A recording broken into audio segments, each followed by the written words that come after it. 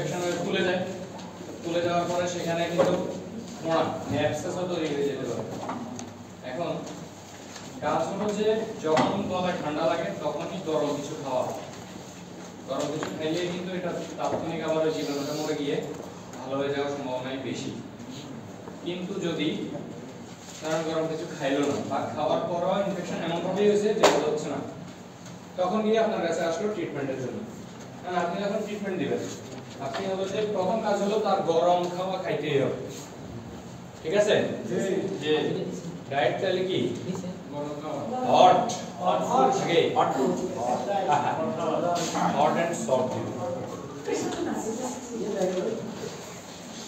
Hot and কারণ হলো সে তখন শক্ত খাবার খাইতে গেলেও তার ব্যথা করবে, গরম খাইলে আস্তে আস্তে ইনফেকশনটা কমে আসবে, ব্যথাও কম হবে, ঠিক আছে?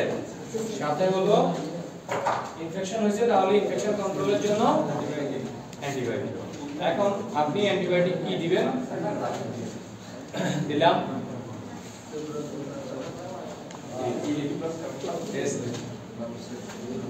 বয়সের উপর ডিপেন্ড করে, কেমন?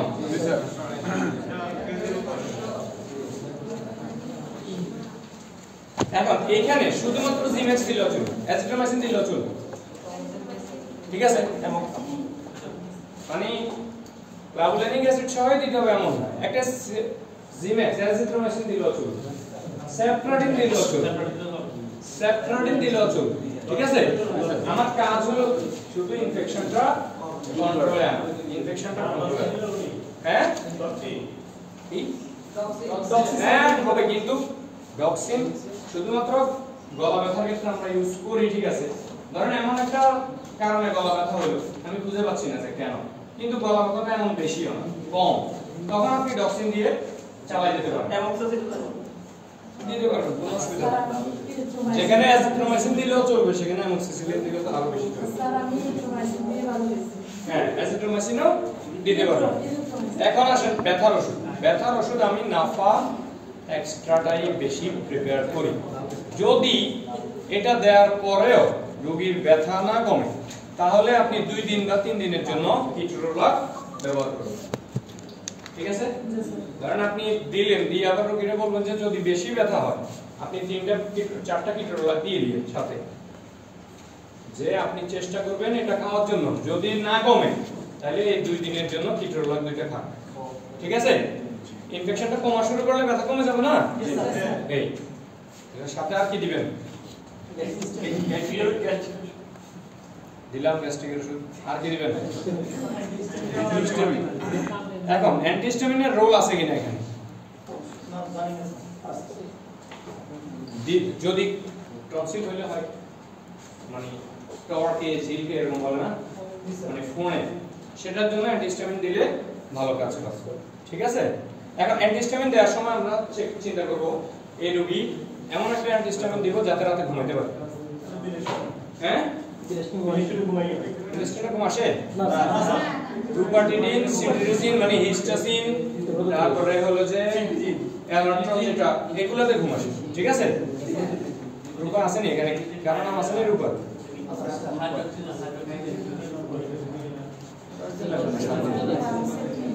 তাইলে আমার অ্যান্টিবায়োটিক গেল, ব্যথার ওষুধ গেল, গ্যাস্ট্রিকের ওষুধ গেল, অ্যান্টিহিস্টামিন গেল, সাথে কি দিবেন? বুঝি নাই কি দিতে যাচ্ছেন বলেন? কেন কেন কেন রোলাক স্টেরয়েড না স্টেরয়েড কেন দিতে যাচ্ছেন বলেন? এটা কারণে স্টেরয়েড দিলে তো ওষুধগুলো দ্রুত কাজ করতে পারবে, বুঝি নাই? স্টেরয়েড দিলে তো ওষুধগুলো দ্রুত কাজ করতে পারবে। শুনেন, এই যে একটু সাইলেন্ট, আমি প্রশ্ন করব, কারণ মানে পিকনিকে নিশ্চয় যারা গেছেন ওরা দেখছেন তো আমার message.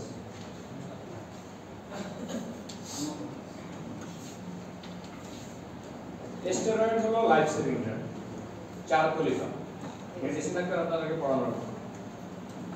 Dexamethasone, hydrocortisone, prednisolone, methylprednisolone, এগুলো হলো লাইফ সেভিং ড্রাগ। আমি একটা রোগীর যখন খুব খারাপ কন্ডিশন তখন আমি এটা চিন্তা করব, অথবা ক্ষেত্র বিশেষে আমার একটা মেডিসিন ভালো কাজ করার জন্য আমি আরেকটা মেডিসিন অ্যাড করব, তাই বলে এটা না যে আমি একদম আমার 14 গোষ্ঠী নিয়ে নামি যাব। আমি একটা রোগী ভালো হইতেছে না সেটার জন্য, বা একদিনের রোগীরে মানে 5 দিনের রোগীরে 2 দিনে ভালো করার জন্য এই স্টেরয়েড দিব, এটা হলো রোগীর সাথে সরাসরি পেমেন্ট, হয়তো ক্ষতিও করতে পারে। আমি বুঝে শুনে দিব, ঠিক আছে? আমার এই জায়গা সবাই চিকেন বিরিয়ানি খাবে, ব্যাপারটা এমন না, কারো কারো পছন্দ নাও হইতে পারে। শরীরের কোনো কোনো জায়গায় স্টেরয়েড কি আক্রমণ করবে না, বিষয়টা তেমন না। এখন আমার টনসিল আমি স্টেরয়েড দেওয়ার সাথে সাথে একদিনের মাথায় ভালো হবে না, কিন্তু ভালো হবে না। আপনি জ্বর হয়েছে, আজকে এখন অ্যান্টিবায়োটিক দিবেন, সাথে সাথে স্টেরয়েড দিবেন, সাথে সাথে জ্বর কমে যাবে, কিন্তু জ্বরের কারণটা তো বের করতে পারবেন না। জ্বর তো কোনো রোগ না, জ্বর কি? জ্বর হলো অন্য আরেকটা রোগের উপসর্গ। এখন আপনি স্টেরয়েড দিয়ে কি করলেন? একটা ফুল উঠতেছে, জ্বর দিয়ে সিগন্যাল দিল যে এখান দিয়ে ফুল আসতেছে, আপনি কি করলেন? স্টেরয়েড দিয়ে দিলেন, ফুলটাকে চুপসায় দিলেন। এখন জ্বরটা তাহলে কেন আসলো সেটা দ্বারা আপনি ফাইন্ড আউট করতে পারবেন, ওটা তো কোনো বসে এটা আবার 1 বছর পরে হোক, 6 মাস পরে হোক, আবার তো উঠবে, কিন্তু তখন তো এটা সাথে আরো ওই যে শাখা প্রশাখা নিয়ে উঠবে।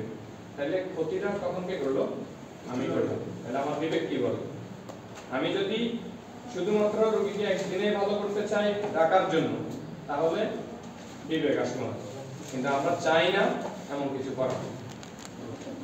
বুঝতে পারছি? তাহলে আমি কি বললাম? দেয়া যাবে, কিন্তু রুলস নাই। দিলে রোগীর আজকে উপকার হলো, আরেকদিন করতে হবে, আপনি ডাক্তার হিসেবে এটা করতে পারেন না, ঠিক আছে না? আজকে আমার টনসিল হলো, আমি আপনার কাছে গেলাম, আপনি আমারে অ্যান্টিবায়োটিক দিলেন, সাথে স্টেরয়েড দিলেন, কালকে আমার ভালো হলো না, আমি আরেকজন ডাক্তারের কাছে গেলাম, এই ডাক্তার আপনার পুষ্টি সুতা গালি দিল, লাভ হলো? তাহলে জেনে বুঝতে হবে। কেমন? এটা ছাড়া যদি না ধরে, এতগুলো ওষুধ দেওয়ার পর স্টেরয়েড ছাড়া যদি ট্রিটমেন্ট দেওয়ার পর না ভালো হয়, তখন তো রোগী আছে কোন আপনার কাছে আসবে। বুঝিনি? এ তো ভালোই হলো। আমার টনসিলের ক্লাস এখনো শেষ হয়নি। আচ্ছা স্যার, ঠিক আছে। আমি একদিনে বলছি আমার ক্লাস শেষ হওয়ার পরে আমি সুযোগ দেব প্রশ্ন করব, তখন আপনার প্রশ্ন থাকলে আমরা করেন, এটা ক্লাস শেষ করে নেন। তাহলে আমি বলছি ওষুধ এগুলোর বাইরে আর কি দিব? আপনারা আমার নিয়ে গেছেন কক্সবাজার,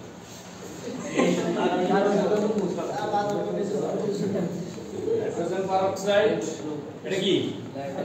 এটা হাইড্রোজেন পারঅক্সাইড বানানো। 1 গ্লাস পানিতে, 1 গ্লাস পানিতে এটা 1 চামচ, 1 চামচ দিয়ে গড়া করবেন।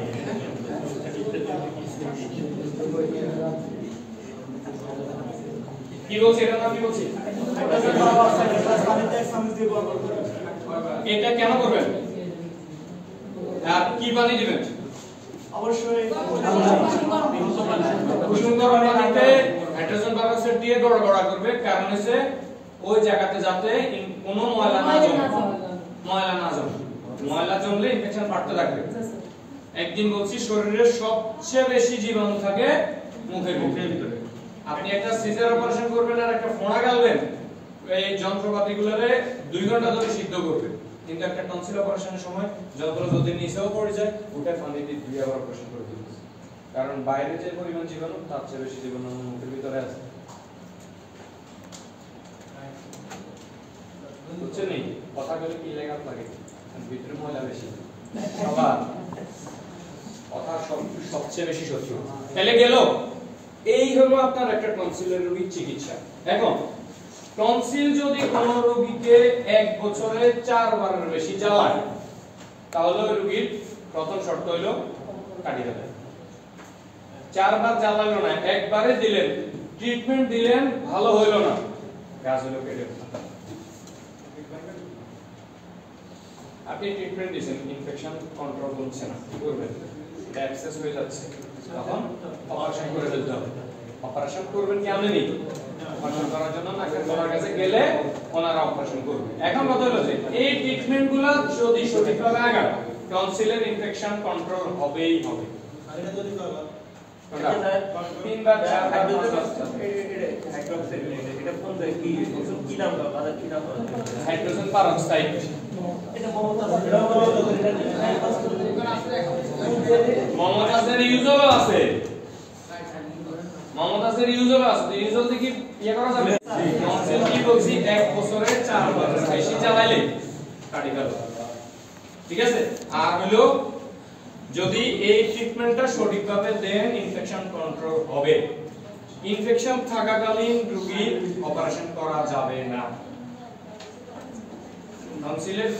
টনসিল বড় হয়ে গেছে, ফুলে গেছে, এই টনসিল অপারেশন করা যাবে না। এটাকে ইনফেকশন কন্ট্রোল করে এনে তারপর অপারেশন করতে হবে। তাইলে আপনার কাছে যদি 4 বার নিয়ে আসে, আপনি 4 বারই করে ওষুধ দিয়ে কন্ট্রোল করে তারপর অপারেশন, অথবা আপনি একবার ট্রিটমেন্ট শুরু করলেন, দেখলেন যে ইনফেকশন কন্ট্রোল হচ্ছে না, আপনি আইভি অ্যান্টিবায়োটিকে যাইতে হবে। অ্যান্টিবায়োটিক যেটা দিবেন সেটাও তো তার শরীরে কাজ করতেছে না, আপনি অ্যান্টিবায়োটিকটা চেঞ্জ করতে হবে, কিন্তু কন্ট্রোল করা ছাড়া অপারেশন করা যাবে না। যদি একটা রোগীকে ট্রিটমেন্ট দেওয়ার পরও কন্ট্রোল করতে বেশি দেরি হয়ে যায়, তাহলেও কাটি ফেললে ঝামেলা শেষ, পরের আর আসা লাগবে না। সমাধান হলো কাটি ফেলা।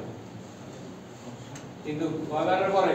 হয় 4 বারের পরে, নাইলে প্রথমবারে যদি ইনফেকশন অনেক দিন ধরে আপনারাও জ্বালায়, রোগীরাও জ্বালায়। রোগীরা জ্বালালে আপনারা জ্বালাবেন? জি। স্টেরয়েড কি ভালো করতে যাবেন? যাবেন। ক্লিয়ার? Yes sir. এবার আপনার প্রশ্ন। স্যার কতবার গড়বড় করবে হাইড্রোজেন পারক্সাইড? 4 বার 5 বার করেছি। আগে স্যার দিছিলাম। এটাতে মানুষের কাটা স্কিন ব্যবহার করে, এটা কেটে কত রোদ দিও বুঝি না? ওই কাটা স্কিন ব্যবহার করে, ওইটা বলে দিই কেমন? হ্যাঁ, এটা কাজই হলো ময়লা বের করা। তো ওটা তো শুকায় না, ওই কাটা স্কিন দিলে সহজে শুকায় না। এই বলছে কি?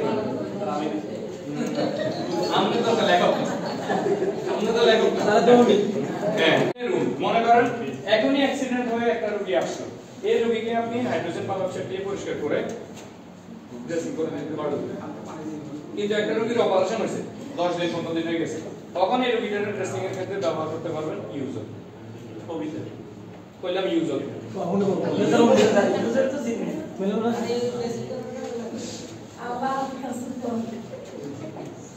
এটা লগে কবিসের কোনো মিল আছে? এটা ইউজর, ওটা কবিসে, আর এটা hydrogen peroxide. Clear? Yes sir clear. বলে দিচ্ছি দাঁড়ান।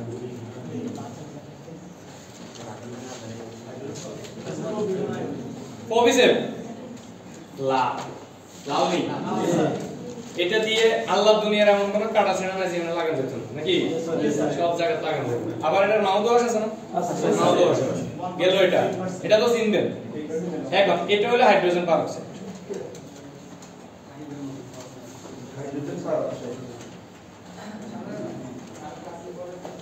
Hydrogen peroxide clear? এই হাইড্রোজেন পারক্সাইড বুট করে যেখানে দিবেন ফেনা হবে, উতরাইব। হ্যাঁ, যেখানে দিবেন উতরাইব। ইনফেকশন করার তো হ্যাঁ, আমি বেশি যেখানে দিবেন নিয়ে উতরাইব। আপনি দিবেন, আপনি কি টেবিলের মধ্যে রাখবেন? টেবিলের মধ্যে রাখবেন। আপনি যে কোনো কাটা জায়গাতে দিবেন, দেখবেন এটা বুট করবে। মাটি তারপরে এই জীবন আছে।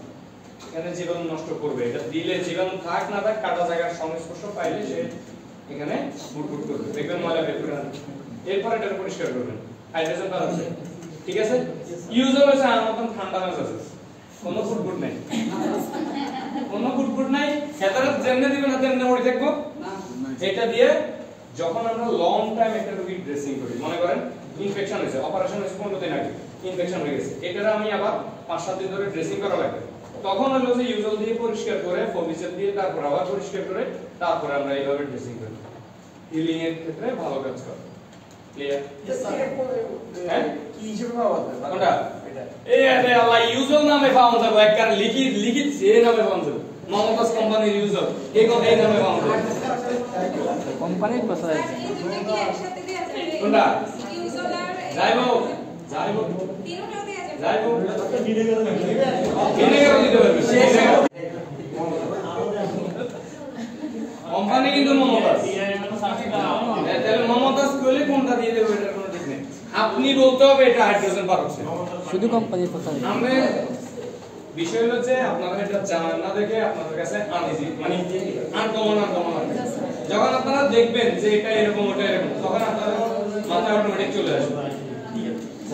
বুঝতে পারছি? কনসেপ্ট বুঝছেন?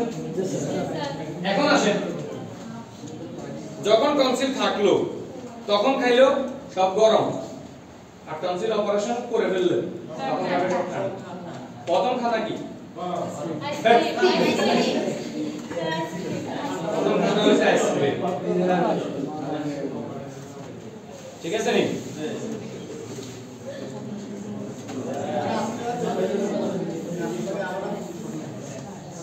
এখন আমরা জানি ইনফেকশন কন্ট্রোলের সময় সিবিট দেওয়া ভালো টনসিলের রোগীদের তো সিবিট দিই কেন দিই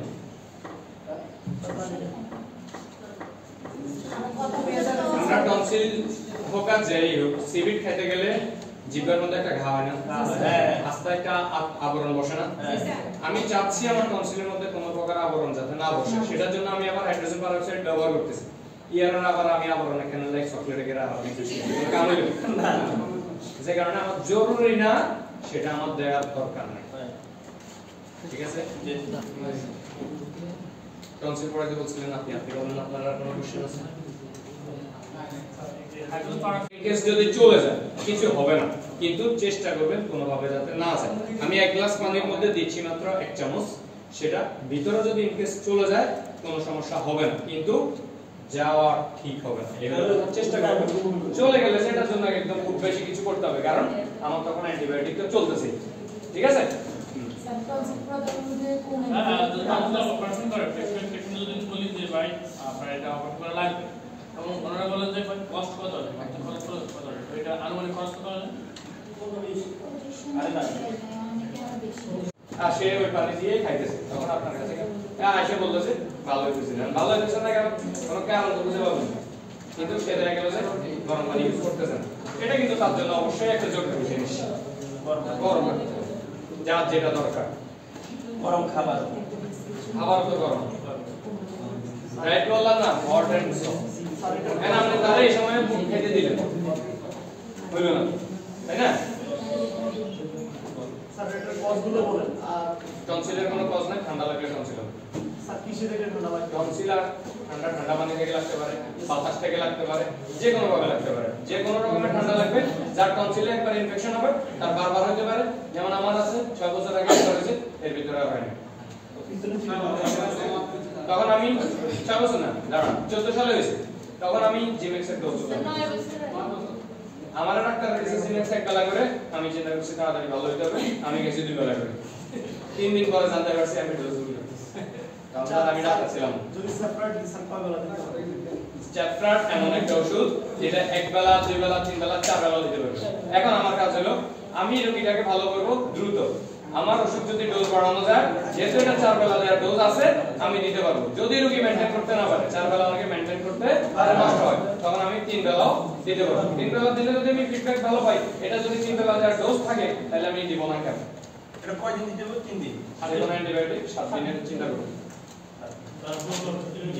বুঝি নাই ডক্টর সবচেয়ে বেশি চেষ্টা করবেন 4 বেলা মেইনটেইন বাচ্চাদের ক্ষেত্রে আমরা অনেক সময় 3 বেলা দিতে পারি টনসিলাইটিসের ক্ষেত্রে অনেক সময় অনেক রোগী অপারেশন করে আবার আসে হ্যাঁ ওই ক্ষেত্রে আবার টনসিলের বিষয়গুলো আবার রিসেটিং করে আবার দেখা দেয় না যেটা ভালো দিছে এটা আর আসবে না ওই কফ জাতীয় কিছু আমি বলি সেটা শেষ করি তাহলে হ্যাঁ আমি বলি টনসিল এবং অ্যাপেন্ডিক্স শরীর থেকে এক টনসিল অ্যাপেন্ডিক্স পিত্তথলি একবার ফালা দিলে আর আসবে না সুযোগ নাই বড় হওয়ার মতো আর সুযোগ নাই ফালা দিয়েছে শেষ বুঝলে না হ্যাঁ টনসিল অপারেশন করেছে এরপর আবার আর উঠে যাবে টনসিল তো দেখুন আরে টনসিল অপারেশন করতে সবসময় দুটো একসাথেই করবে ওগা ভালো ওগা দুগা ভালো দুটো একসাথে করবে কোনোদিনও টনসিল এক পাশ আজকে করিয়ে দেবো এক পাশ 1 বছর পরে করবে এটা জীবনও করবে না অসুবিধা হবে না এটা জাস্ট একটা গ্ল্যান্ড কোনো কিছু করবে না কোনো সমস্যাই করবে না ও এটা দিছে মানুষের এই 20টা মারা লাগে যে ব্যথা উঠি কতদিন গলা ব্যথা এছাড়া আমি এটা কোনো আছে কিছু হরমোনাল ফ্যাক্ট আছে কিন্তু এটা না থাকলেও খুব একটা ফ্যাক্ট না শুনেন যেগুলো আপনার 10টা আঙ্গুলের কাজ আছে কিন্তু যদি 2টা আঙ্গুল নাও থাকে আপনি আপনার লাইফটাকে ব্যবস্থা করে নিতে পারবেন আর যদি একটা নাও থাকে আপনার কাছে সর্বোচ্চ 1.5 ঘন্টা ইয়া লাগবে এরপর আর এটা মাথায় আসবে না টনসিল এরকম বুঝাতে পারছি ওনার প্রশ্নটা যেটা ছিল সেটা হচ্ছে টনসিল যখন আমরা ফেলে দিই ভিতরে ওই জায়গাটাকে ডায়াফ্রাম দিয়ে পোড়ানো হয় যাতে কোনো প্রকার ব্লিডিং না হয় ওই জায়গাটা সাদা হয়ে থাকে, সাদা পুজের মতো হয়ে থাকে। 1-1.5 মাস পর্যন্ত আপনি হা করে তাকাইলে দেখা যাবে ওই জায়গাটা সাদাই দেখা যাচ্ছে, গোল গোল সাদা। যে জায়গাটা কাটা ওই জায়গাটা গোল এবং ওই জায়গাতে সাদাই দেখা যাচ্ছে। কিন্তু টনসিল রিপিট দেখা যাবে এরকম কোনো সুযোগ কোনোভাবেই নাই। সেকেন্ড কথা হলো যে রোগী মানে অনেক বেশি কাশি দিলে অথবা আবার যদি পাকনামি করে শক্ত খাবার খায়, আগামী টনসিল অপারেশনের পরে 7 দিন পর্যন্ত, মনে করেন একটা রোগী অপারেশন করে আপনার কাছে চলে আসছে, সে ভুলে গেছে নিয়ম কানুন জেনে আসবে, তখন আপনার কাছে যে নিয়ম কানুনগুলো বলতে হবে সেটা হলো যে প্রতিদিন কমপক্ষে 20 গ্লাসের উপরে পানি খাবে। 1 কাপ, আধা কাপ, 1 চামচ, 2 চামচ, 1 গ্লাস, 2 গ্লাস এরকম করে করে মিনিমাম 20 গ্লাস পানি সে প্রতিদিন খাইতে হবে। কেন খাইতে হবে? পানি খেলে জায়গাটা পরিষ্কার থাকবে, ইনফেকশন হবে না। দ্বিতীয় কথা, দৈনিক 3 বার দাঁত ব্রাশ করবে। কেন? দিনে 3 বার খাবে, 3 বার দাঁত ব্রাশ করবে। 3 বার বেশিও খাইতে পারবে, কিন্তু দাঁত ব্রাশ 3 বার করতে হবে পরিষ্কার থাকার জন্য। 3 নাম্বার হলো যে 7 দিন পর্যন্ত গরম, ঝাল, শক্ত খাবার খাওয়া যাবে না। 7 দিন পর্যন্ত গরম, ঝাল, শক্ত এই 3 প্রকার খাবার খাওয়া যাবে না। তাহলে 7 দিনের মধ্যে সে যদি গরম, ঝাল, শক্ত কিছু একটা খাইয়া ব্লিডিং করায়, সে যদি অতিরিক্ত কাশি দিয়ে ব্লিডিং করায়, সে যদি দাঁত ব্রাশ না করে এবং পানি বেশি করে না খায়, সেটার কারণে ইনফেকশন হয়, সেখান থেকে ব্লিডিং করায়, এগুলা কোনোটাই ডাক্তারের দায়ভার নাই। যে কোনো ব্লিডিং আপনার এখানে কাটা গেছে, যদি এখন ব্লিডিং হয় সেটা এখন চাপি ধরেন, আপনি যদি এটাকে 5 মিনিট পরে ছেড়ে দিলে আর ব্লিডিং না হয়, তাহলে বুঝবেন এখানে হয়তো ব্লিডিং বন্ধ হয়ে গেছে। কালকে বিকেলে যাই আবার এই জায়গা থেকে ব্লিডিং হবে না, এটা যে পথে আছে সেই পথ ট্র্যাক চেঞ্জ করবে। পাশের দিয়ে যদি কোনো ভেইনের মধ্যে আবার আঘাত লাগে, সেখান থেকে ব্লিডিং হতে পারে। তাহলে আমার টনসিলের অপারেশনের রোগী একদিন হসপিটালে থাকে, ওই একদিন পর্যন্ত তার যদি কোনো ব্লিডিং না হয়, পরের দিন আবার তার কোনো প্রকার আঘাত না হয় পাইলে ব্লিডিং হওয়ার কোনো চান্স নাই। কাশি থাকলে কাশির ওষুধ পাবে, গরম খাবার তো তখন আমরা নিষেধ করি, তখন সে ঠান্ডা খাবার খাবে। কিন্তু কাশি তাইলে হইতেই পারে, কাশি থাকলে কাশির ওষুধ দিতে কোনো বাধা নাই, যে কোনো প্রকার কাশির ওষুধ আপনি দিতে পারবেন, কোনো অসুবিধা নেই। বুঝাতে পারছি? তাহলে সে তখন ঠান্ডা কালে কাশি হইতেই পারে। এখন তার কাশি ছিল না, হসপিটালে থাকাকালীন তার কাশি ছিল না, সে হসপিটাল থেকে ছুটি নিয়ে চলে আসার সময় আমরা তাকে কাশির ওষুধ দিকে দিই না। কেন দিব? তার তো কাশি নেই। আসার পরে তার বাড়ি হলো সুবর্ণচর, সে এখন এখান থেকে আবার আসবে কেন? তার তো ঠান্ডা খাওয়ার কারণে কাশি শুরু হয়ে গেছে। তাহলে সে আপনার কাছে, আপনারা বলে আপনার কাছে যাবে, তাহলে আপনার কাছে গেলে তখন আপনি কাশির ওষুধ যেটা মন চায় সেটা দিতে পারবেন, কোনো প্রকার বাধা নাই। কাশি কন্ট্রোল করতে হবে। কাশি বেশি হলে ব্লিডিং হতে পারে, শক্ত খাবার খাইলে ব্লিডিং হতে পারে, এবং অপরিষ্কার থাকলে সেখান থেকে ইনফেকশন হয়ে ব্লিডিং হতে পারে। সেই ব্লিডিং আবার বন্ধ করার কোনো ক্ষমতা আপনার বা আমার নাই। সেটা আবার হসপিটালে এনে ওটিতে রেখে ওই যে জায়গা থেকে ব্লিডিং হইতেছে সেটাকে আবার পড়াইতে হবে। সাবধানতা খুবই, মানে খুব সাবধান থাকতে হবে। 7 দিন পরে এই টনসিল অপারেশনের জন্য আমারই 2জন রিলেটিভ ইন্ডিয়া গেছে, যাই অপারেশন করে এসেছে। 1 মাস পর্যন্ত তাদেরকে শুধু অ্যাডভাইস, তারা ব্যথা হলে না পায় টাকা বলে এটা লাগাও ফোন দেয়, কি করব?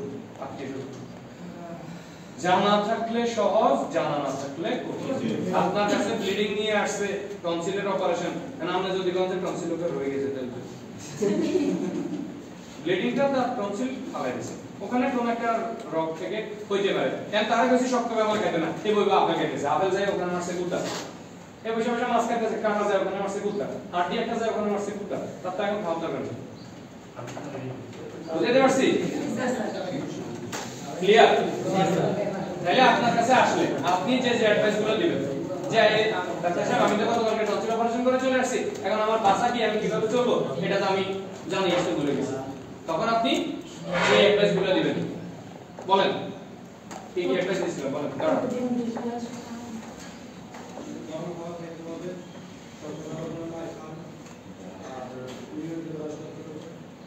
আমি সব সংখ্যা অনুপাতে বলছি, বলেন অপারেশন করা যায় কিনা? যায়, সব অপারেশন করা যায়, সব অপারেশন করা যায়, সব। কিন্তু যেটা না করেই সারে না সেটা না করো। ধরেন অ্যাপেন্ডিক্সের ব্যথা হচ্ছে, এখন তার অ্যাপেন্ডিক্সটা এখন অপারেশন করা লাগবে, বাচ্চাকে এক সাইডে রেখে অপারেশনটা ওরা করবে, কিন্তু বাচ্চা 100% রিস্কে আছে, মাকে বাঁচানোর জন্য অপারেশনটা করবে। বাচ্চা যদি বেঁচে যায় তাহলে লাভ, এখন পর্যন্ত মরতে দেখিনি। করছি অনেকগুলো কিন্তু মরতে দেখিনি। তাহলে করা যাবে। পিত্তথলি অপারেশন এত বেশি ব্যথা উঠছে যে কন্ট্রোল করা যাচ্ছে না, চেষ্টা করবে আগে কন্ট্রোল করার। যদি কন্ট্রোল হয়ে যায় তাহলে সিজারের পরে ডিসিশন, আর যদি কন্ট্রোল না হয় তাৎক্ষণিক সিদ্ধান্ত নিতে হবে। বাচ্চার জায়গায় থাকবে, বাচ্চা এক জায়গায়, সব জিনিস আলাদা আলাদা না। এখন টনসিল এমন একটা অপারেশন যেটা এখন না করলেও চলে। একবার যদি এখন ভালো হয়ে যায় এটারা কি লেভেল তার ঠান্ডা খাইতে হবে যদি ব্যথা ছিল না হয়, তাহলে এত আপাতত বাচ্চা থাকাকালীন সাবধান থাকবো। এটার অপারেশন বাচ্চা হওয়া এটা তো এইটিকে না জিএ করা লাগে। কারণ নাভির উপরে যে কোনো অপারেশন পুরো শরীর অজ্ঞান করে তারপরে হয়। নাভির নিচের গুলো শুধুমাত্র স্প্যানার দিয়ে নিচে সেট আপ করতে হবে। তাহলে পুরো অজ্ঞান করা মানে পুরো শরীরের সব কিছু। টনসিল অপারেশনে অন্য কোনো হয় নাই। এই ক্ষেত্রে চেষ্টা করতে হয় যে বাচ্চাটা যাতে সেফ থাকে। বাচ্চাকে এই কারণে টনসিল অপারেশন তখন জরুরি।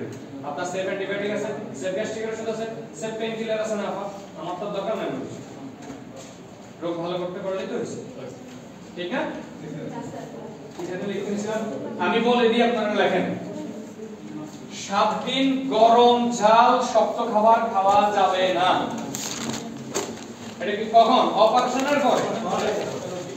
আবার পরে টনসিল লই আগে লগে যদি গরম ঝাল শক্ত খাবার খাওয়া যাবে তাহলে কিন্তু গরম আর খাবো, ঠান্ডা খাবো। টনসিল যদি ওষুধ দিবেন টনসিল ব্লাস্ট হবে। 7 দিন পর্যন্ত গরম ঝাল শক্ত খাবার খাওয়া যাবে না।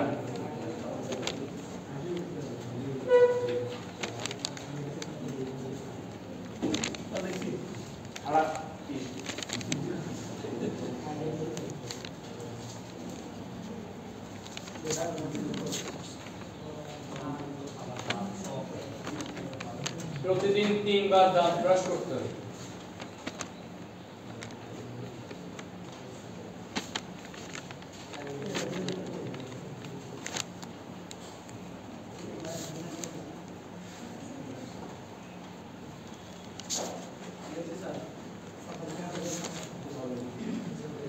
প্রতিদিন 3টা দাঁত ব্রাশ করতে হবে। প্রতিদিন কমপক্ষে 20 গ্লাস পানি খেতে হবে। আবার কেউ বলে 20 লিটার বলে দেন। 20 গ্লাস কমপক্ষে পানি খেতে হবে।